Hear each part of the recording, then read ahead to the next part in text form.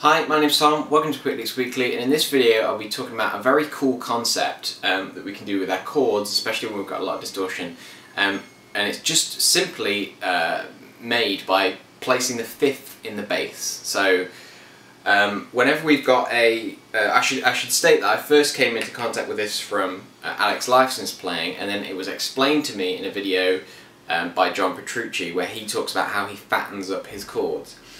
And the logic behind this, like I say, it works really well with distortion, is if we look back at the harmonic series and the overtones that I'll talk about in a minute, but if we just take a power chord on the A string, so I'll do one at the 2nd fret of the A, so 2nd fret on the A and 4th fret on the D. Sounds great, sounds really strong. I'll just do it on the bridge pickup. What we would normally do to beef that up a little bit more is maybe add the 4th fret on the G as well.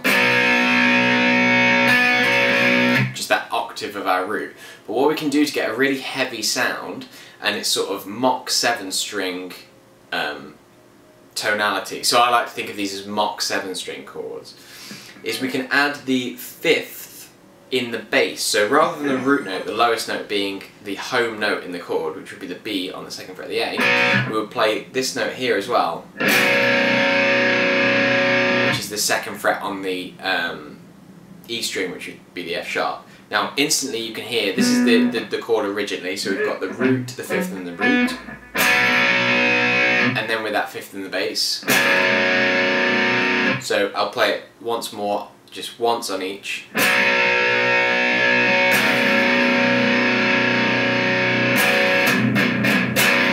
It automatically sounds heavier when we add that in.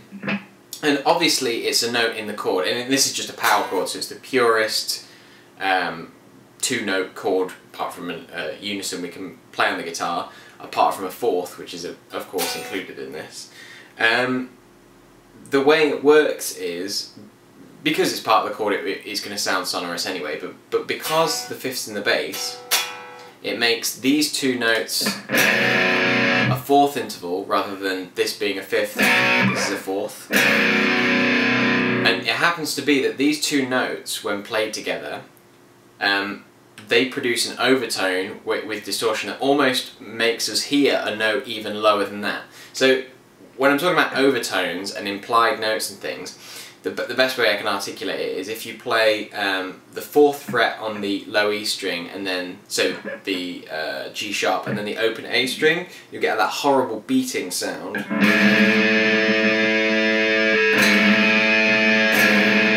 Or up here, you can hear that it wavering. It's weird that I'm talking about it visually, but you can hear it sort of shaking. Well, when we play a perfect 5th,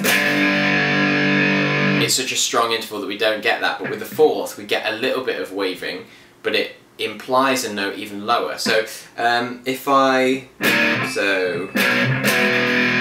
So here's our E power chord on the A string at the 7th fret, so 7th and then 9th fret on the D. I'm going to add the 7th fret on the E to chunk it up a bit.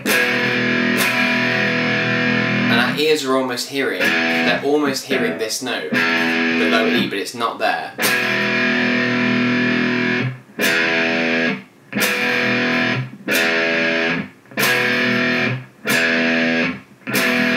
You can almost hear it continuing through, even though logically we know no one's playing that note. In fact, the lowest note is this one, which is considerably higher than this. But because these two notes are related to each other, and the way they're interacting with each other through the distortion is giving us that really low growl. So by that logic, if we move this shape down, we can imply notes that are even lower tuned than our low E. And this is why I like to call them Mach 7 string chords, is if I want to get a heavy riff but I'm only tuned to E, so without even tuning to drop D, I can get this sound.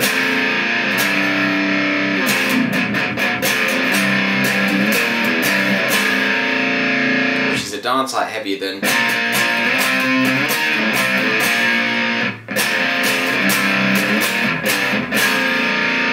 Bearing in mind I'm just playing a Telecaster, it's got a humbucker through, playing through a Line 6 pod, and with some, I think it's just a Mesa Boogie sim, but That's an incredibly low, chunky sound that I like to mess around with.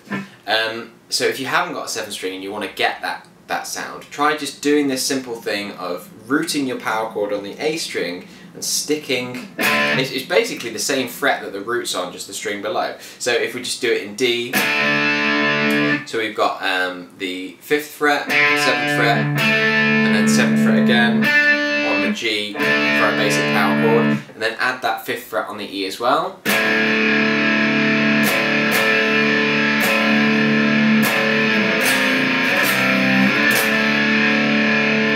Sounds incredibly heavy. I just realised everything's gone quite dark since I started filming this, so I hope you can still see me.